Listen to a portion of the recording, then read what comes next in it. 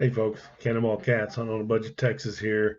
Hey, just giving you a little quick intro.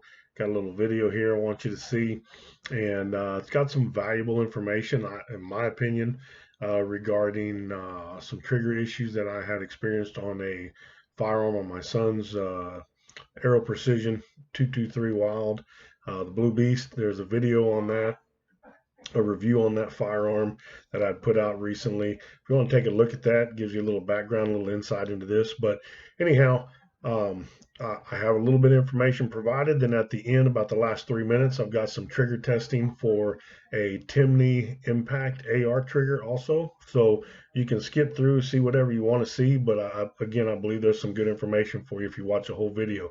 It's about 12 minutes long, so not too much time to be invested. But take a look at it. Go back and look at the previous video if you would as well.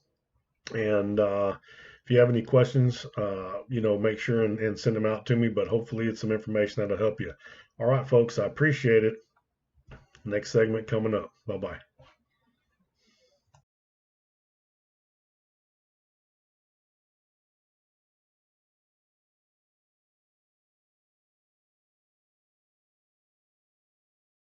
Hey guys, Cannonball Cats Hunting on a Budget, Texas here. I'm back with you for a short video here. I hadn't planned on shooting this video, but I wanted to go ahead and get it out there so that way you guys could see and you know a little something going on. So I had done a previous video on my son's 223 Wylde, the Aero Precision 223 Wylde. If you haven't seen it, go back and watch that video. It is a video on the Blue Beast here. And bear in mind that that video, most everything was positive on there, but there was one issue I was having. It was a problem with an occasional light primer strike. And I had done some research and found out that, there are a few reasons that a light primer strike can occur. But, and I wasn't sure. You want to start diagnosing the problem so that you can get good, reliable fire 100% of the time. And I think I may have found the problem. I was just taking a chance. And what I did, let me show you this. First of all, this is what I've got in the gun. I don't have it in there anymore. I pulled it out, but it is a JMT, James Madison Tactical Saber drop-in trigger, and it's an inexpensive trigger. It looks to be put together well. It feels pretty solid.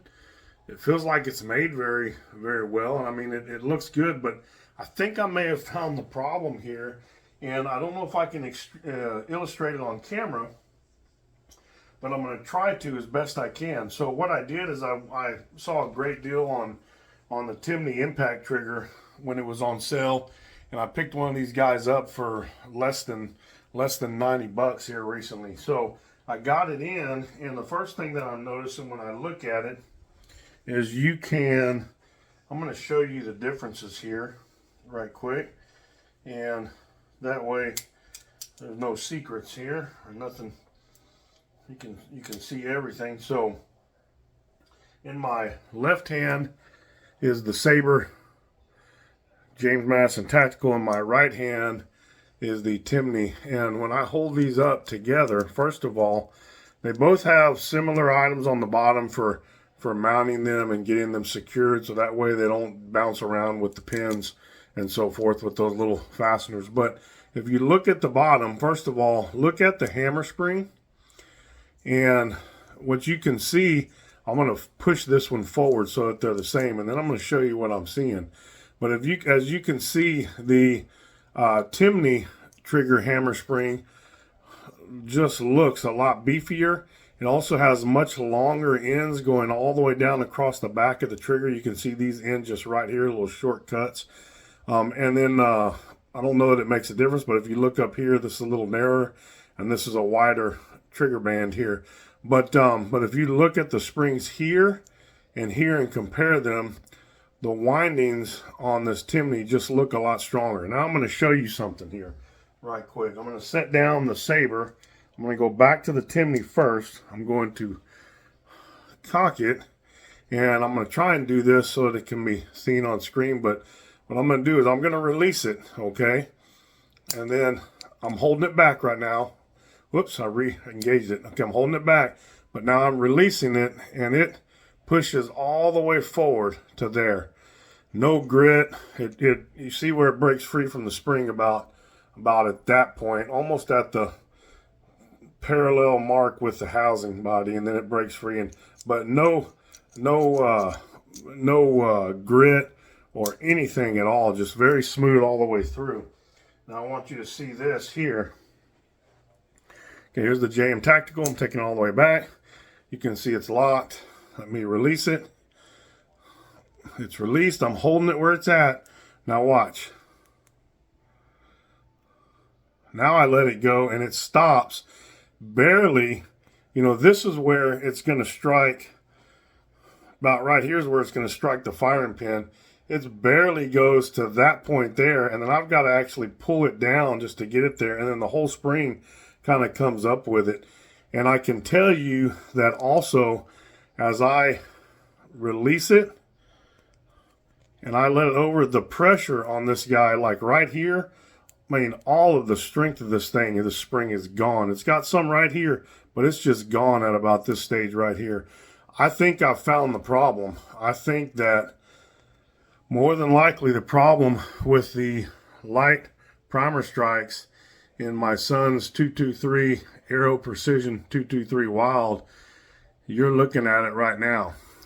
I'm going to put the chimney impact in, and we're going to go shoot it at the range. I don't have any video of that, of course. I'm not going to, but I'm telling you, I am 99% sure that this trigger is the problem. Now, understand that I am only a sample of one, as I always say, so I can't attest to all JMT Saber triggers and the lights, but I can tell you that this trigger just doesn't feel right, and I should have maybe checked it before I put it in. Unfortunately, you got to buy them before you can check them, but it's very gritty through here. It's not smooth at all, and I think, like I say again, I think we found the problem. And anyhow, I'm going to install the chimney impact trigger, and then I don't know that I'm going to do any further review on this, but if you don't hear from me, you can rest assured, if you don't hear from me regarding this firearm, and maybe in one of my other upcoming videos, I'll make a comment on it, so that way you'll know the result. But if you don't hear me on another part regarding this firearm here, you can bet your backside that it was the trigger and this chimney fixed the problem. Anyhow, folks, I'm going to get this installed so we can shoot it this weekend. Hopefully we'll have some success with it and have a little fun. And I just wanted to touch base with you. It's Friday afternoon. Everybody get out of work early. Enjoy your weekend. Enjoy your time. Remember, this is, what is it called? Fall back weekend. So remember to set your clocks on Sunday. We pick up an hour of sleep. Congratulations. All right, guys. The trigger is in place. I'm going to go ahead and take a couple of readings here and see how it is. See how it's running. Remember, this is the chimney impact trigger. I don't have a little savior block, but I think this will do right here. This little sock. Let me see how it functions. Yeah, I think that'll be all right. Kind of stops everything. All right. Make sure that's in place real good. Okay, here we go. See, everything is zeroed out.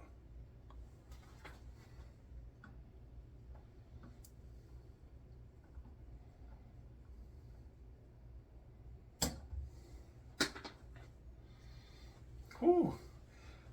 I pulled it at the bottom of the trigger just to kind of see what it felt like.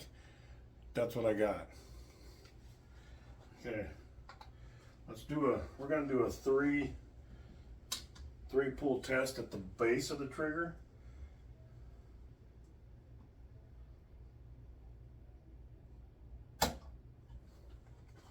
That one's 2 pounds, 2.9 ounces. And the first one was 1 pound, 15 ounces. So we'll do number 3 and we'll get us an average. Whoops. Let's do number 3 and get us an average here. I'm going to hold this sock in place because it doesn't seem to want to stay.